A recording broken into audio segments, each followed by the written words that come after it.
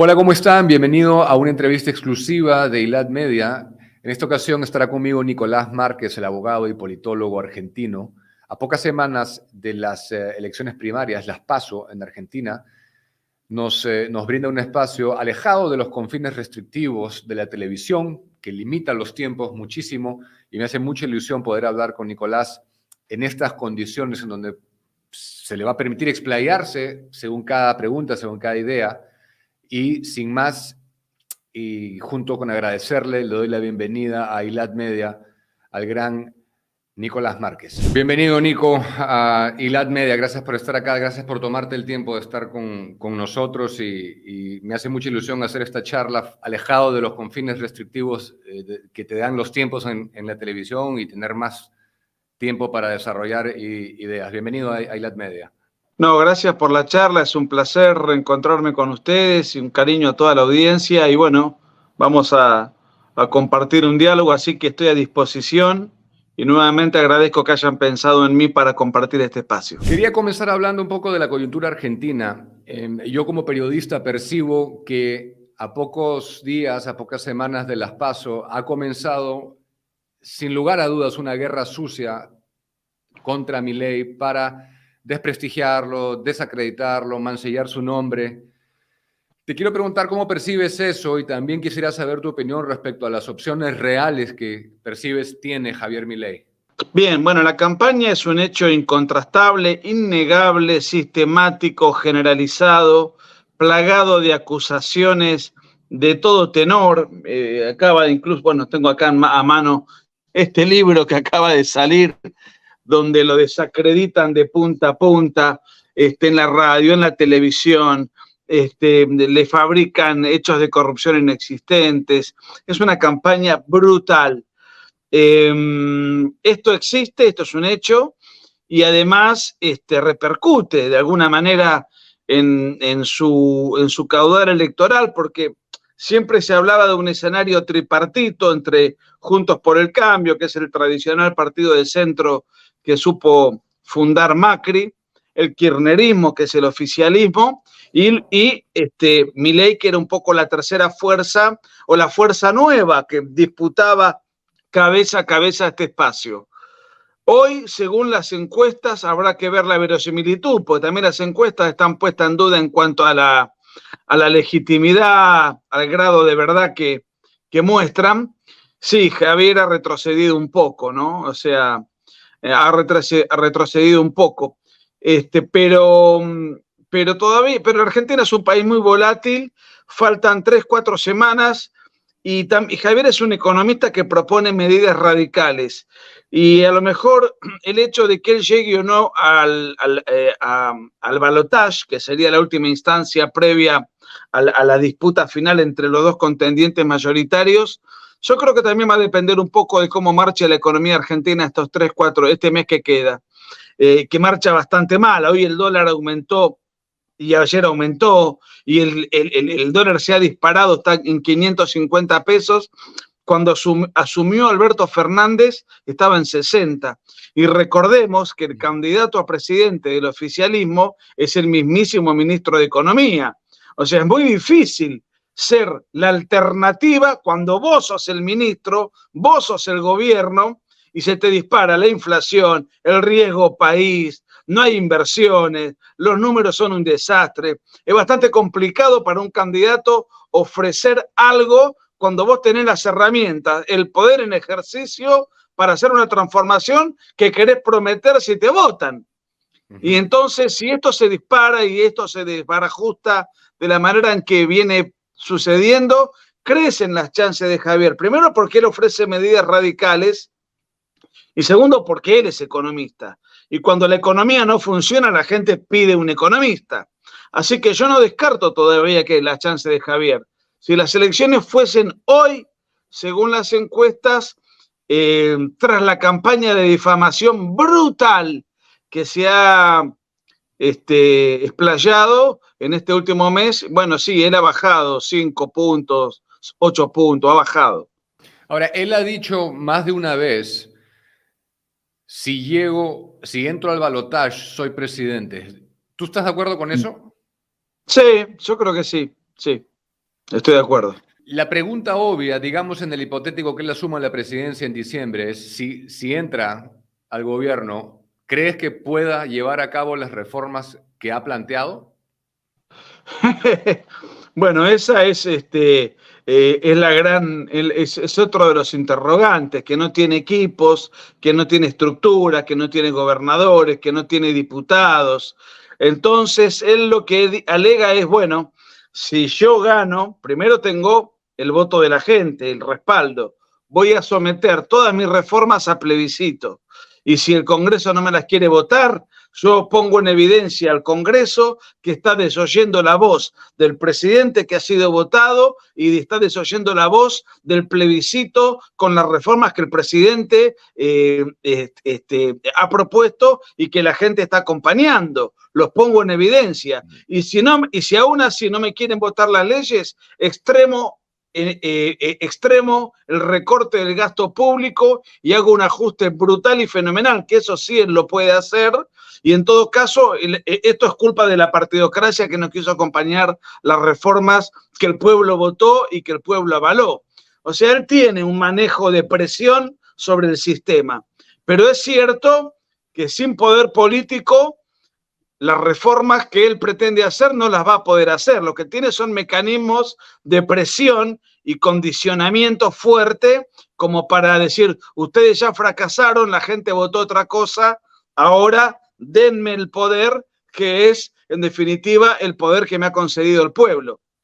Pero además, yo creo que él va a tener que hacer si bien él es muy disruptivo y es muy antipolítico, va a tener que sentarse a negociar con fuerzas de centro, centro-derecha, porque la política se trata de eso. Uno puede en las campañas generar una pirotecnia verbal, pero a la hora del ejercicio concreto del poder, la negociación no puede faltar. No puede gobernar solo. O sea que es muy probable que si el Congreso no le quiere facilitar el trabajo, él le eche la gente en contra al Congreso. Hace 2 o 3 semanas, Nico, sí. Hubo un conversatorio en la Fundación para el Progreso en Chile, propiciada por Axel Kaiser, va Milei, y él dijo una cosa que a mí me llamó muchísimo la atención. En el contexto del libro La fatal ignorancia de Axel, que ya en el 2009 alertaba que el modelo se iba a caer porque habíamos perdido la batalla cultural, que la derecha no había sabido darla, que había perdido la batalla. Y Milei le respondió algo que me parece muy válido. Le dijo, no es que no hayamos, digamos que hayamos perdido la batalla, es que no nos presentamos a darla. Entonces, pasando a otro tema, yo quiero preguntarte, ¿dónde se origina este terror que tienen los supuestos líderes y partidos de derecha, y personas también, civiles también, de reconocerse de derecha y obsesionarse con acercarse al centro? Bueno, yo creo que hay 2 o 3 cuestiones. Primero, que la derecha creyó que demostrándole a la izquierda que con la economía de mercado, la propiedad privada, la sociedad capitalista, al demostrarse y confirmarse que funciona mucho mejor que el socialismo, era condición suficiente como para decir que vamos a dar una batalla cultural si ya la gente vive mejor, la gente advierte una mejora calidad de vida, una movilidad social ascendente, la gente percibe con sus sentidos que bajo este sistema tiene muchos beneficios. Entonces, ¿qué vamos a ponernos a embarcar en una batalla cuando el pueblo advierte per se que este sistema funciona mucho mejor que cualquier otra alternativa? Eso es falso. Eso puede pasar al principio.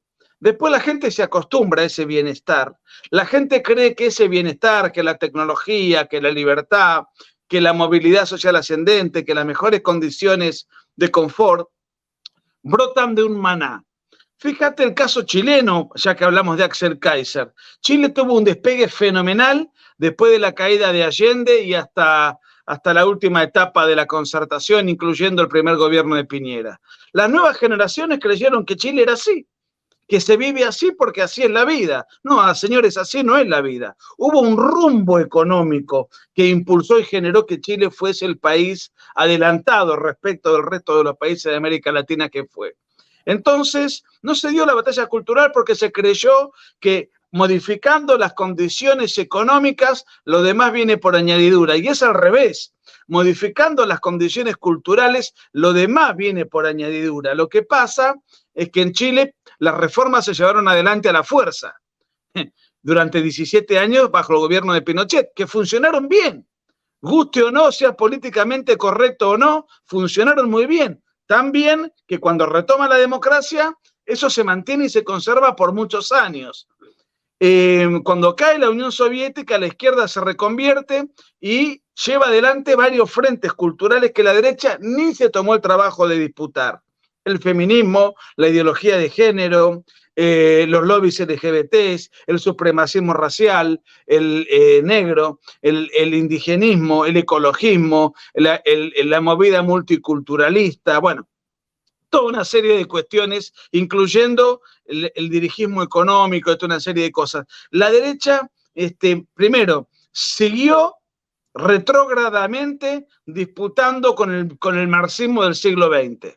No se adaptó a la nueva agenda política que estaba gestando la reconversión de la izquierda a través de sus nuevas plataformas, el Foro de San Pablo, ahora el Grupo Puebla, en fin, toda una reconversión que es la discusión de la agenda de hoy. Y entonces yo creo que la derecha no se preparó, no se capacitó, solamente concentró sus energías políticas e intelectuales en lo económico, dejó al azar libradas el resto, y entonces, claro, en algo de eso tiene razón Milei. No nos presentamos a dar esa batalla, solamente nos capacitamos. Fíjate una cosa, tanto Axel Kaiser como Milei, ambos se especializan en economía. Y esto es lo que ha pasado mayoritariamente. La derecha es economicista. Recién ahora aparecen en escena intelectuales dispersos, inorgánicos.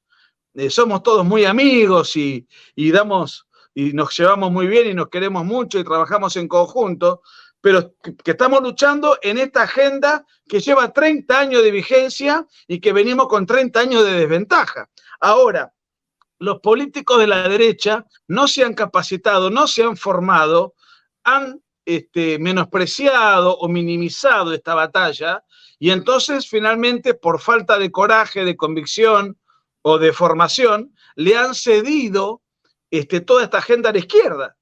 Y entonces finalmente nos encontramos con que después de un sonoro fracaso como fue la implosión de la Unión Soviética, como fue en el 91, como fue la implosión del muro de Berlín, 30 años después, desde Canadá a la Argentina, está todo el continente pintado de rojo. Y eso ha sido un descuido tremendo, tremendo, tremendo. Así que coincido con Milei. A ver, la batalla la hemos perdido por abandono, pero a mí no me gusta hablar de que la hemos perdido. A mí me gusta decir la estamos perdiendo. Porque la estamos dando la batalla, tardíamente, con desventajas económicas, estructurales, comunicacionales, pero yo creo que se está revirtiendo. El propio Chile es un ejemplo de eso. Las dos últimas elecciones, Boric sufrió una paliza. En la Argentina, más allá de que Milei gane o no, Juntos por el Cambio, que es el partido de centro, se ha derechizado muchísimo en su discurso porque Milei corrió el eje de la discusión hacia la derecha. Se dice, no estoy muy siguiendo de cerca las noticias norteamericanas, pero que el Partido Republicano va a retomar el poder. Meloni ganó en Italia. Es cierto que a Vox le fue muy mal en España. Bueno, estamos en diferentes escenarios con diferentes triunfos, derrotas, la estamos dando. Es cierto que estamos llevándolas de perder, pero yo creo que no hemos perdido la batalla. La estamos dando a destiempo, con desventaja y con menos recursos. Pero yo soy optimista. Sí, hemos sacado resultados, acá hemos hecho un balance cuantitativo, porque claro, nosotros podemos decir que pensamos que va muy bien todo lo que queramos, ¿no? Pero ahora casualmente que estuvo Agustín hace un par de meses acá y estuvimos hablando de este tema, Tenemos las métricas que indican que hay mucha gente, sobre todo joven, que se está sumando más y más a esta causa, y ese es el trabajo que hacemos acá en ILAD. Tú dijiste una cosa que me gustaría que le expliques cuando hablaste de la supremacía negra. ¿Qué te refieres con eso? ¿Que se ha invertido, que hay una suerte de racismo a la inversa gracias a un discurso de la izquierda? Yo lo que digo es que la izquierda no puede vivir sin discordia. Como antes la revolución se hacía con balas, la revolución izquierdista se hacía con balas, con bombas, con crimen político, con secuestro. Argentina fue un país tremendamente golpeado en los 70, Perú fue tremendamente golpeado en los 80 y parte de los 90 como consecuencia de la guerrilla y del terrorismo. Eso fracasó. Primero porque no tenían un programa superador para ofrecer después del fracaso de la Unión Soviética. Y segundo porque el terrorismo y la guerrilla repugnan la conciencia y la sensibilidad de la opinión pública. Entonces estos grupos, además de no tener la tecnología ni los cuadros humanos para ganarle a un ejército regular profesional, tampoco contaban con el favor mayoritario de la población. Entonces dijeron, bueno, vamos a cambiar radicalmente de estrategia, llevemos adelante el conflicto, lo trasladamos de las armas al plano cultural. Cuando hablé del supremacismo negro, a lo que me refería es que la izquierda busca generar inarmonía, conflicto, según la idiosincrasia de cada sociedad. No va a haber un racismo negro en Argentina, pero que no hay negros. Habrá otras etnias, pero no. Sí lo hay en Estados Unidos.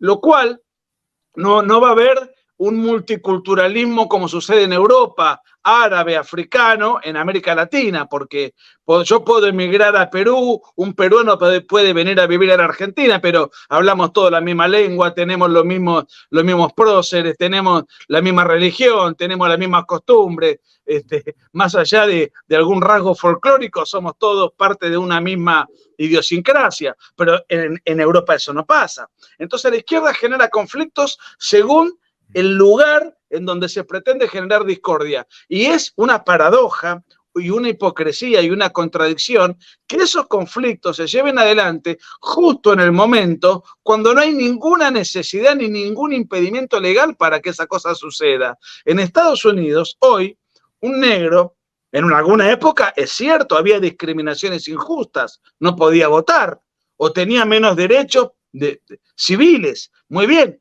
Esa injusticia hoy ya no existe más. Hoy un negro puede ser catedrático, millonario, homosexual, padre de familia, universitario, presidente, votado por una mayoría blanca. Entonces, en un momento donde hay plenas libertades, y esto tiene plena vigencia y se observa y es una realidad observable, ¿qué hacen grupos supremacistas negros en Estados Unidos, sembrando discordia, peticionando privilegios? Son grupos violentos, radicalizados de izquierda, justo cuando no tienen nada que reclamarle al Estado, porque gozan de los mismos derechos que un WASP, ¿no? White Anglo-Saxon and Protestant, que es un poco el arquetipo del norteamericano histórico tradicional. Hoy un negro tiene exactamente los mismos derechos. Bueno, esto mismo está pasando en todos lados.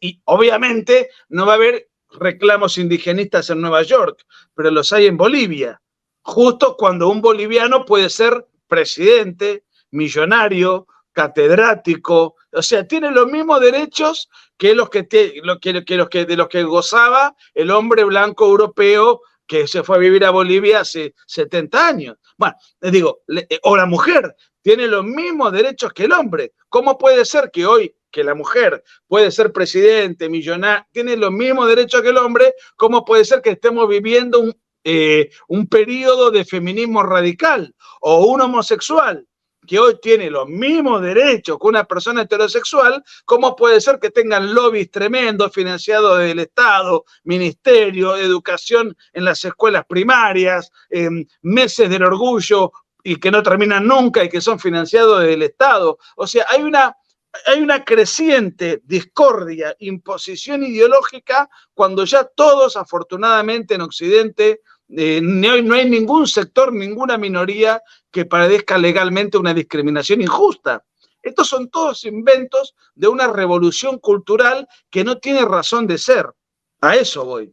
Y entonces, bueno, según cada país se Entonces, aplican diferentes tú niveles de sostienes, conflicto. de esto hablabas también en el libro negro de la Nueva Izquierda, de que, bueno, es una manera de generar conflictos donde realmente no deberían existir y explotarlos políticamente. Es lo mismo con el tema racial. Con el tema racial, con el tema indigenista, con el tema feminista, con el tema que se te ocurra. Es decir, están aplicando conflictos, están inventando conflictos. Están inventando conflictos. No hay razón para que tal conflicto exista.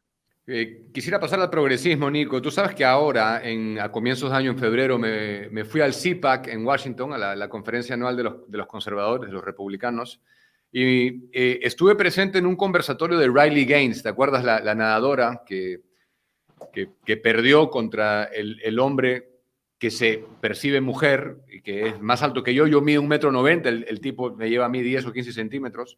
Oh.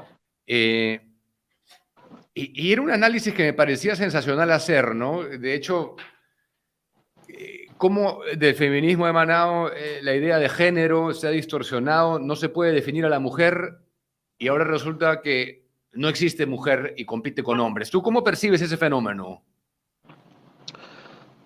Bueno, a ver, y esto es culpa de que no haya habido una reacción fuerte de la derecha, que haya puesto de manifiesto lo ridículo que significa la ideología de género, que no se funda en la ciencia, no se funda en la ideología, sino que se funda en la superstición que nos dice que yo no soy aquello que soy conforme en mi realidad natural, sino que yo soy aquello que me autopercibo ser.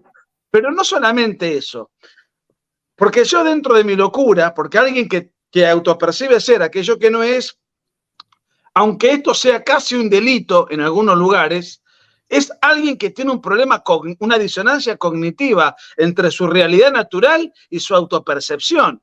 Yo mido 1,70. Si yo me autopercibo de 2 metros y tengo un problema con mi autopercepción, debería ir a un psiquiatra, debería ir a un psicólogo o no. Pero en todo caso, sería alguien que tiene una evidente, un evidente desapego para con la realidad. Ahora, ¿qué pasa? Esto es tomado como dogma de fe. El Estado institucionaliza, avala el problema que tiene esta persona, le da rango de verdad y sanciona a todo aquel que desconfía de las fantasías que tiene ese sujeto y ese individuo y le otorga derechos que la naturaleza de ese individuo le niega. Entonces, y esto es por falta de dar la batalla cultural. Entonces, ahora veo que hay una reacción. El otro día vi que, bueno, no me acuerdo si fue en Holanda, ganó un hombre disfrazado de mujer un concurso de belleza, es un acto de demagogia inaceptable, pero en Italia eso fue cancelado, bien hecho. No, a mí me parece que esto es parte de algo, a ver, de la cultura de la cancelación. El que dice lo que yo estoy diciendo es homofobia, transfobia, discurso de odio, biologicismo positivista. Bueno, a ver, esto es desapegar la ciencia y intercambiarla o reemplazarla por la superstición y la fantasía. Así que, bueno, es lo que está pasando y es uno de los grandes combates que hay que dar. Se están dando, insisto, a destiempo, con leyes que ya están instaladas, con un discurso hegemónico, con un periodismo cobarde, con políticos cobardes. Y cuando digo cobarde me refiero a los de derecha, porque los de izquierda, en definitiva, hacen su juego y hacen su trabajo.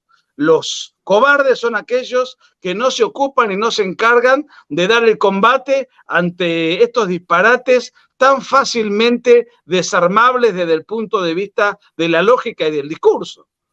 Sí. Ahora, para mí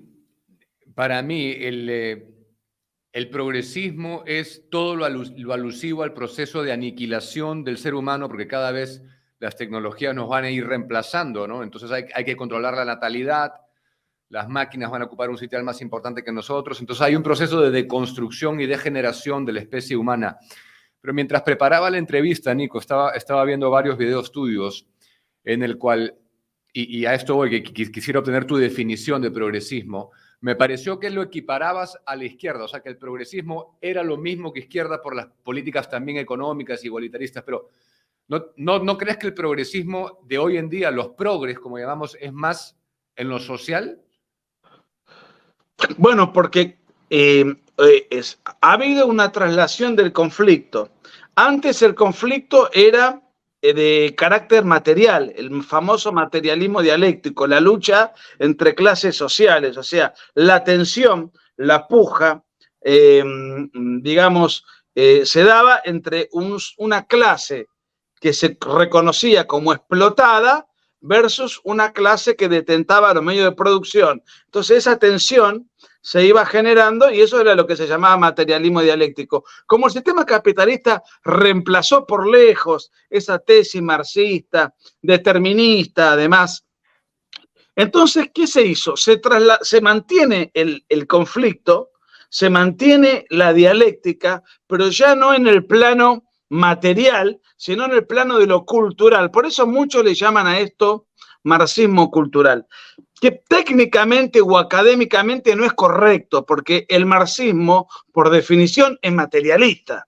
Pero bueno, para identificarlo políticamente, estamos hablando de postmarxistas que ya no llevan la discusión al plano economicista, sino al plano de lo cultural, y llevan el conflicto al seno de la convivencia y de la armonía social.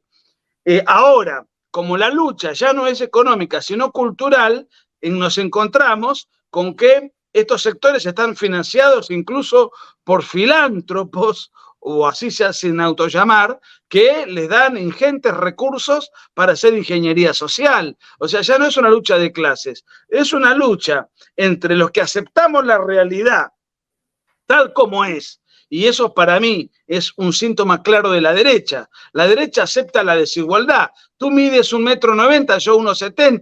Yo no puedo jugar con vos al básquetbol, punto. Me dedicaré a otra cosa. Es una realidad. Ahora, ¿qué hace el igualitarismo? Te va a pretender cortarte 20 centímetros las piernas para que yo pueda competir con vos. O sea, lo que la izquierda conserva es el igualitarismo. Y el igualitarismo es contrario a la igualdad, porque ¿cuál es la igualdad de una concepción de derecha? La igualdad de una concepción, primero, la derecha acepta la desigualdad del ser humano, la izquierda no. Y esto es una fantasía, porque el ser humano por definición es desigual. Yo no puedo jugar como Messi, por consiguiente, bueno, mala suerte. Me dedicaré a otra cosa, me dedicaré a escribir libros, ganaré mucho menos. Ahora, ¿qué hace el igualitarismo? Pretende, por la fuerza, llevar adelante igualaciones ajenas a la naturaleza humana. Entonces, hace la ideología de género, el transhumanismo del que tanto se ha ocupado tu compatriota Miklos Lukács, intenta a través de mecanismos artificiales llevar adelante una igualdad que en definitiva no funciona. Pero para no, o sea, permíteme hacer énfasis ahí, incidir ahí. O sea, el progresismo para ti es quien es parte de toda esa nueva lucha de los días culturales, o ¿qué es exactamente para ti progresismo? ¿Quién es un progre? Bueno, pero si uno se pone a analizar quiénes son los pensadores que han imaginado, diseñado, intelectualizado todo esto que está pasando, son todos pensadores marxistas del siglo XX, que van desde la escuela de Frankfurt hasta los más modernos. O sea, son gente que viene de la izquierda, de una nueva izquierda. Ahora, el problema de la derecha es que no se ocupó de retrucarlos, no se ocupó de desenmascararlos ni de contradecirlos, salvo hace 10 años que esto está sucediendo.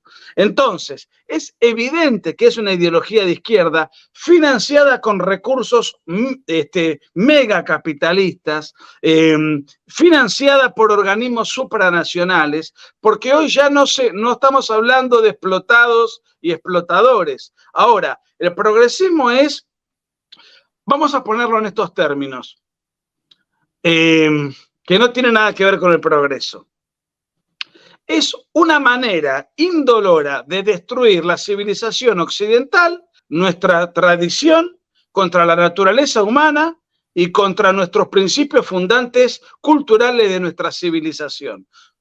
Los corrompe y los destruye a través de diferentes agresiones ideológicas. Es como un pulpo que tiene diferentes tentáculos. Además, el progresismo tiene algo que es muy interesante. Acepta todo lo nuevo por el mero hecho de ser nuevo. Y esto es un error enorme. Lo nuevo puede ser bueno en tanto y en cuanto per se sea algo bueno. Puede ser bueno o no.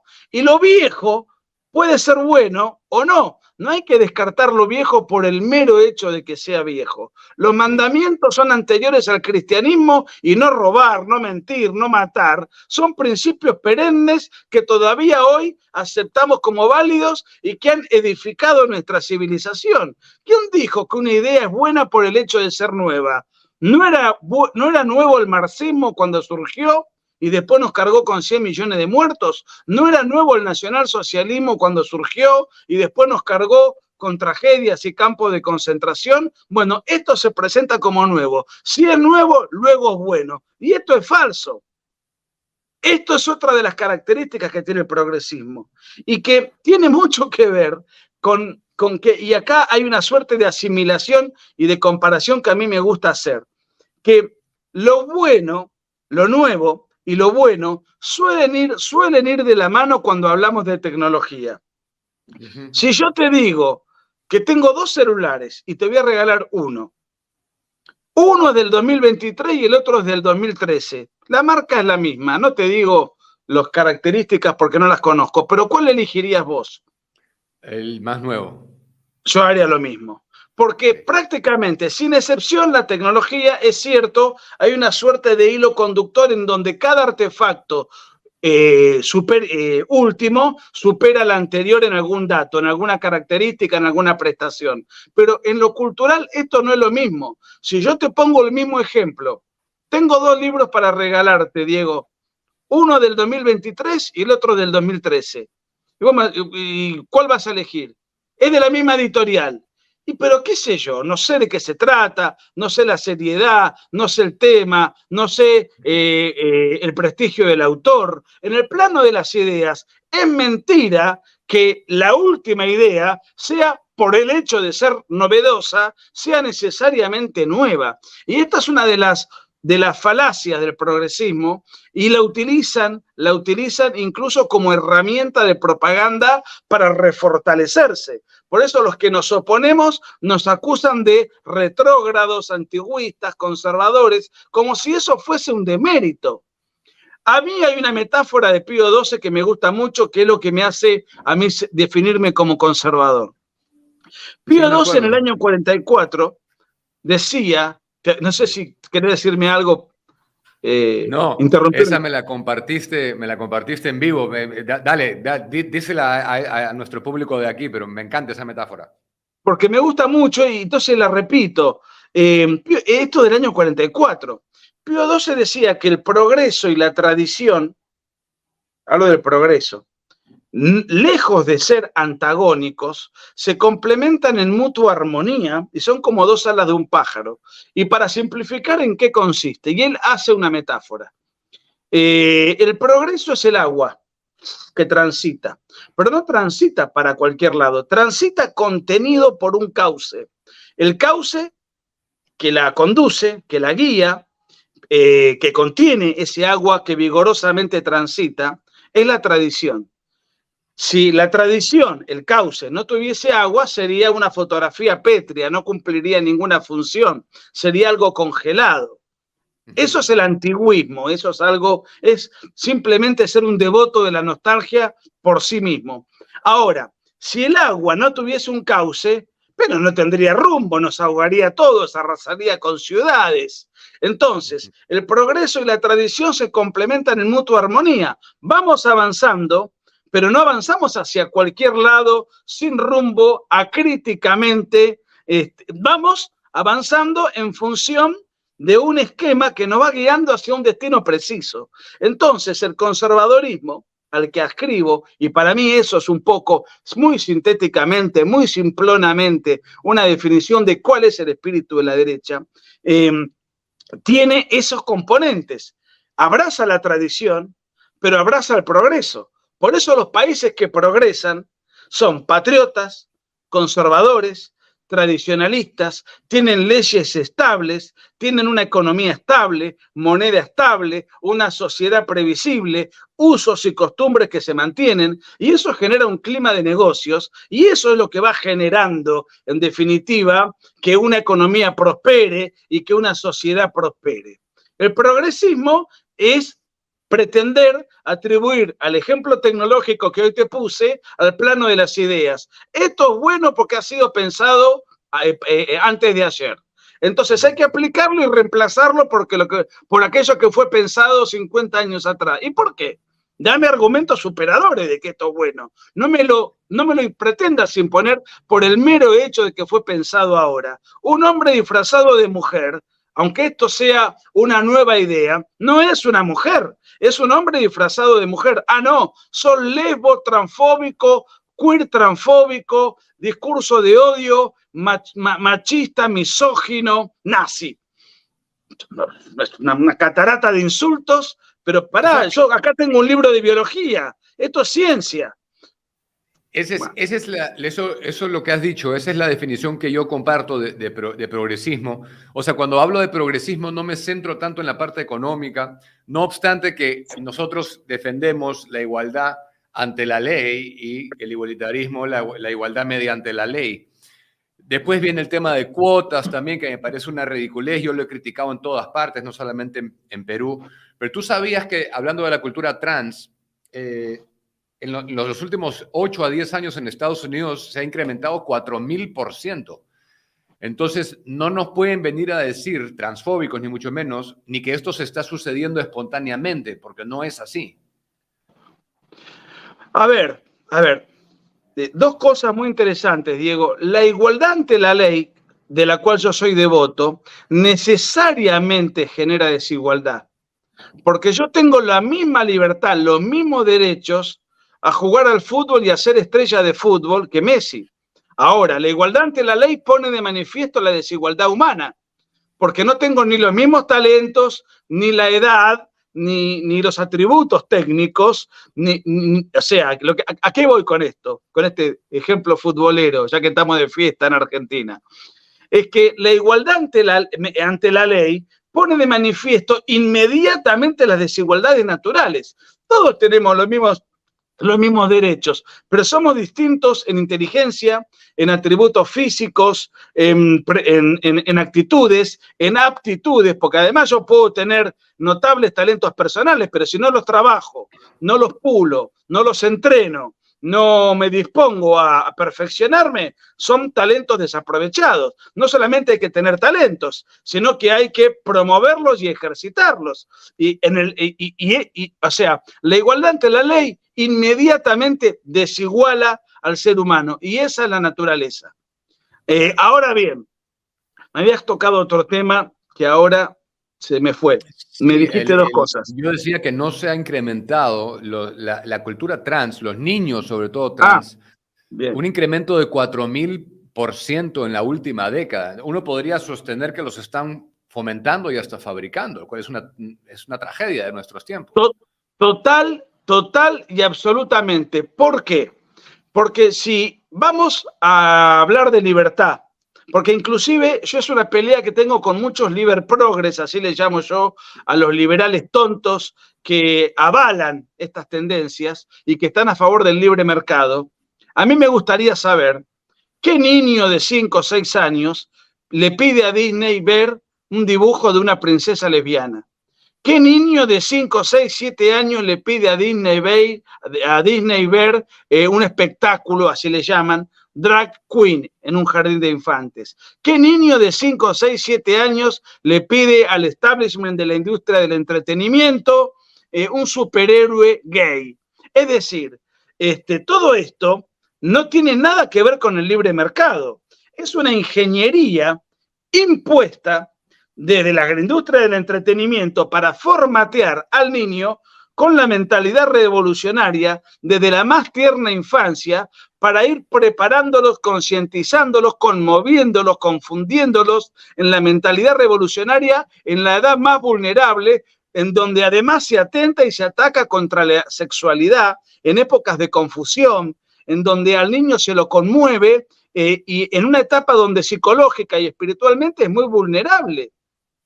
Entonces, porque que a mí me vengan pieza fundamental de lo que hablábamos hace un momento, ¿no? Del progresismo y de la deshumanización de la especie a través de eso, impregnando a los niños de 3, 4, 5, 7 años. Claro, pero ¿qué ocurre? A mí con 48, a mí me vienen con estas porquerías, yo las descarto, no las miro, las desecho y las combato. Ahora, en el caso de una familia organizada y armada, atenta, bueno, ese chico va a consumir ese veneno, pero cuando llega a su casa, los padres van a estar atentos, van a saber qué ve, qué película no ve, a dónde llevarlo, a dónde no llevarlo, qué les enseñan en el colegio, y seguramente servirán de antídoto ante esa agresión de la afuera. Pero como una de las agendas en boga es destruir la familia natural, entonces, si ese niño, en lugar de tener una familia que sirve de refugio espiritual, afectivo y cultural, es un mero lugar de cohabitación y la gente delega en el Estado y en la industria del entretenimiento el aspecto formativo del niño, ese niño no va a tener esa vacuna, ese antídoto, y va a ir creciendo confundido desde sus primeros pasos. Entonces estamos construyendo una sociedad en donde de acá a 10, 15, 20 años, ese chico yo no sé cómo va a funcionar su psicología en base a estos disparates. Sí, hay muchos mitos que nosotros hemos derribado. Me has hecho acordar con eso, Nico, a la importancia de fortalecer en estos días la importancia de la estructura familiar. Nosotros aquí, en mi equipo periodístico, hemos desmitificado varias cosas y una de ellas es el aborto. Nosotros hicimos una investigación hace poco, más de dos, 3 meses la hicimos en mi canal en Willax y dimos a conocer que los casos que la izquierda nos ha vendido como bueno, los progres, ¿no? Porque también hay progres, como tú dices, del otro lado, pero que el progresismo nos ha vendido como normalidad el caso del abuso, de la violación, del sometimiento, eso. ¿Sabes cuántos son estadísticamente? Menos del 2% en Perú. Menos del 2%. Entonces, lo que he hecho yo aquí es sincerar el debate, poner sobre el tapete un debate partiendo de una base real y primero definiendo lo que es en realidad el aborto y segundo, sincerando las estadísticas, porque no es siempre el caso de la niña abusada por el padre, de la que fue ultrajada, de la que fue violada.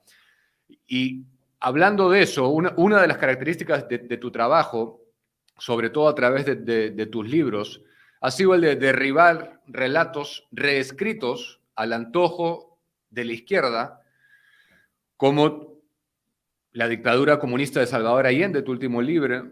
Yo quería que nos comentes un poquito de ese libro y después, para terminar, también quería no dejar de tocar todo lo que tu investigación te ha llevado a enterarte del Che Guevara. Bien, un solo comentario. Yo me acuerdo, mirá, hace ya muchos años, la primera vez que voy con Agustín a Perú, que hubo un debate en la Universidad Pontificia, que se hizo allí. Yo me acuerdo que hay una organización que sospecho que sí existe todavía, de cómo se alteran los números y a partir de ahí el discurso, que se llama Pronsex, ¿no? No me acuerdo si existe todavía, pero recuerdo las cifras textuales. Hablaban de que en los últimos, no sé, 2, 3 años, había habido 38 crímenes por homofobia, por ejemplo. Estudié caso por caso. De esos 38 crímenes, 20 habían sido cometidos por la pareja de la víctima, es decir, por otro homosexual, que por celos o por problemas de pareja lo mató.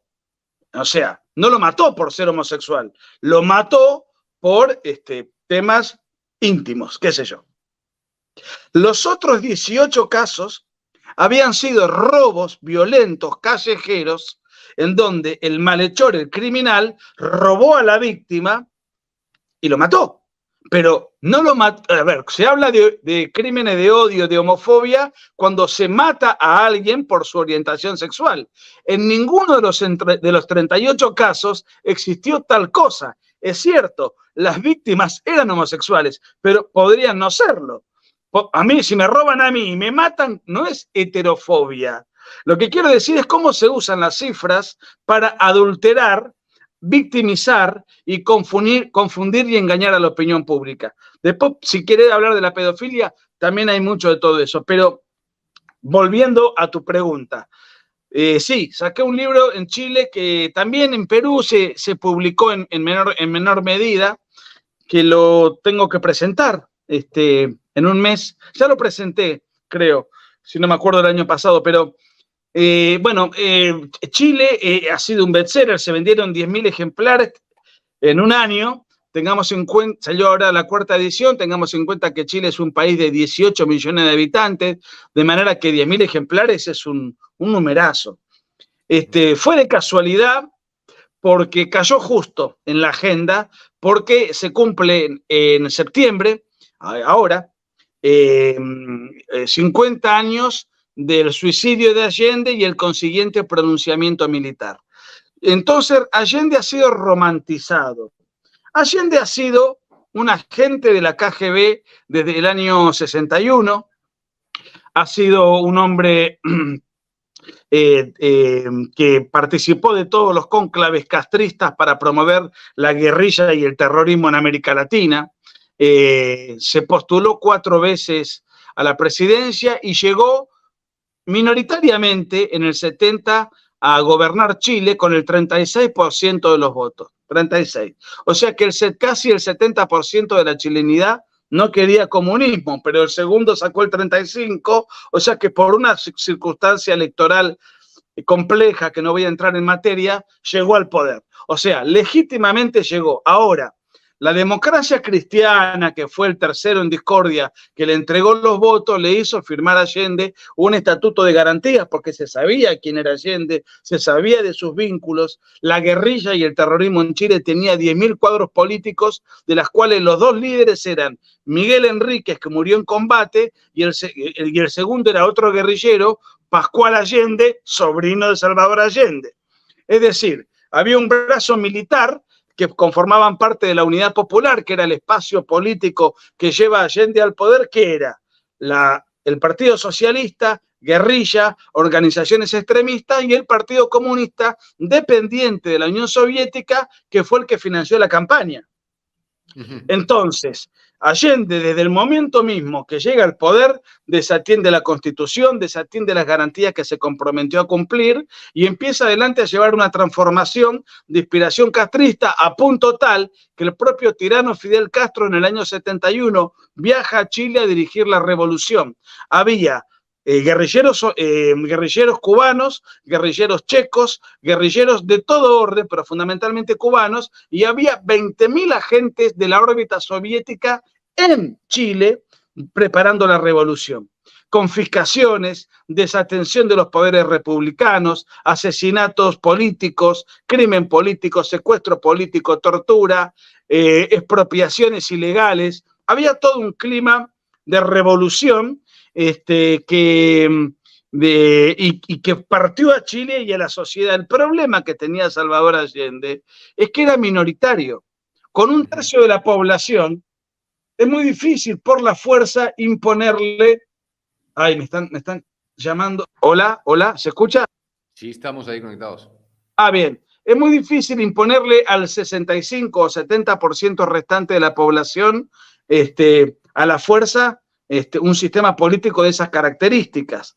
Entonces, después de un montón de luchas políticas, después de un montón de situaciones que no quiero extenderme, de hambre, de grupos de autodefensa de derecha que se organizaban para defender sus propiedades, sus fundos, sus campos, que eran confiscados por la guerrilla.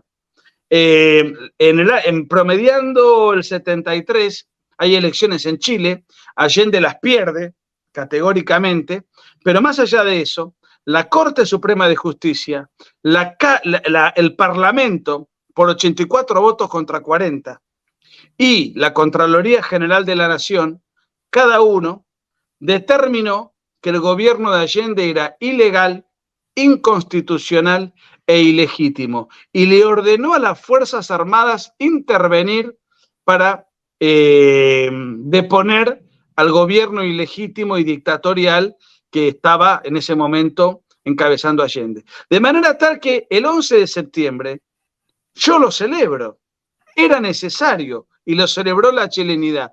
Después, ¿cómo fue el gobierno de Pinochet? Lo podemos discutir. Pero la fecha concreta, la deposición del tirano, del dictador Salvador Allende, fue un acto de justicia. Independiente, y aparte no había qué comer. La hambruna, el mercado negro, la escasez, todo lo que ocurre en los sistemas de inspiración comunista, bueno, había libreta de racionamiento, colas de 5 o 6 horas para recibir una porción de harina. Era una calamidad Chile. Y bueno, el libro cuenta todo eso. Sí, pero es innegable que la izquierda se ha hecho de la historia y de la reescritura de la historia para sus fines políticos. Y así como han romantizado a Salvador Allende, yo recuerdo que Pedro Castillo en su viaje a Chile fue a dejarle una corona de flores a la tumba, también se ha romantizado mucho al punto de que a mí me parece casi, digamos, como una burla, una sorna, ver imágenes del Che Guevara en las marchas LGBT, un ícono de la cultura popular. Y para terminar, Nico, en 2 minutos que nos quedan, ¿qué nos puedes decir sobre el Che? Porque leyendo La máquina de matar yo aprendí muchas cosas como el campo de concentración en Guanacavives y etcétera. Y con eso quisiera acabar esta charla. Mira, un solo comentario, si me permitís, Diego. La izquierda miente tanto que no se perdió ni un segundo de mentir acerca de Allende. Por ejemplo, Allende se suicida después de tomarse 4 vasos de whisky en la Casa de la Moneda. Y no lo estoy juzgando por tomarse 4 vasos de whisky. Alguien que se va a suicidar está desesperado. Hace lo que puede y para tomar coraje. Evidentemente estaba desbordado. A pesar de lo que los militares le prometieron respetar la vida, si se iba, si renunciaba, etc. Se suicida. Al momento del suicidio, la prensa internacional, desde Fidel Castro a García Márquez y toda la prensa, inventó que fue asesinado por las tropas de Pinochet. En todo momento, las tropas de Pinochet intentaron resguardarle la vida, se suicidó. Recién hubo que esperar hasta el 2011, cuando la familia Allende pidió la exhumación del cadáver. Hubo 50 peritos internacionales y los 50 peritos, sin un solo voto en contra, y peritos de parte de la familia Allende, determinaron que existió un suicidio, que no hubo ninguna otra causa, que se pegó un tiro en el mentón, 2 tiros concretamente, porque el precursor de una AK-47 disparaba 2 tiros. ¿Qué digo esto? No esperaron ni un segundo para mentir. Así se maneja la izquierda. Como la derecha no retruca todo eso, eso es lo que va quedando popularmente instalado. En el caso del Che Guevara, bueno, es mucho más complejo porque la vida del Che Guevara, si bien duró 10 años y murió muy joven, mucho más joven que Allende, a los 39 años de edad, el Che Guevara estuvo en Angola, en Bolivia, instaló una guerrilla en Salta, bueno, obviamente su participación en Cuba, manejó 2 campos de concentración, uno para castigo de homosexuales y otro para exterminio de disidentes en La Habana. El primero en Guanacavives, como tú muy bien dijiste, y el Che Guevara, en todas las biografías que leí, inclusive en sus propias memorias, en una sola ocasión da a entender que él cree que en combate, porque no era un cobarde Guevara, que en combate mató a un oponente. No tiene la certeza, pero tiene toda la impresión por la característica del caso. Ahora, el Che Guevara mató, tengo la fecha, lugar, hora, circunstancia, etcétera, a 216 personas, una en combate, y los otros 215 fueron fusilamientos. Gente maniatada a un paredón donde él disparaba, casi como quien caza perdices. Por eso el libro se llama La máquina de matar, porque yo creo que él fue un poco eso, y porque además él decía, y esto lo dice en un comunicado a los pueblos del mundo, dice, el odio como factor de lucha debe convertirnos en una fría y selectiva máquina de matar. Nuestros soldados tienen que ser así. Es decir, que el Che Guevara podemos hablar un montón, pero era un personaje tremendamente cruel, absolutamente no tenía una incapacidad absoluta para ponerse en el lugar del otro, tremendamente Un rasgo autoritario psicopático. y bueno, fue efectivamente un arquitecto del totalitarismo castrista. Recordemos que él muere en el 67, la revolución castrista fue en el 59, el totalitarismo ya estaba absolutamente instalado, con visos de crueldad muy superiores a los actuales. Eso es un rasgo psicópata. Sí, yo no soy psicólogo, pero digamos, analizo mucho los aspectos psicológicos de Guevara, porque como es una biografía, el libro sobre Allende es un libro que apunta más a su gobierno. El caso de mi libro sobre el Che Guevara trata toda la infancia, la adolescencia, las influencias. Entonces me meto mucho con la psicología del personaje para ver y tratar de entender por qué llegó a donde llegó.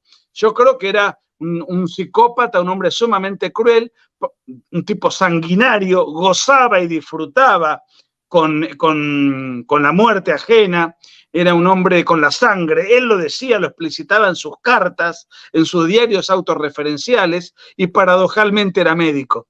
Y un médico, al momento de recibirse, hay un juramento hipocrático que es primum non nocere, primero no dañar. Y bueno, vaya si hizo daño, ¿no? Sí.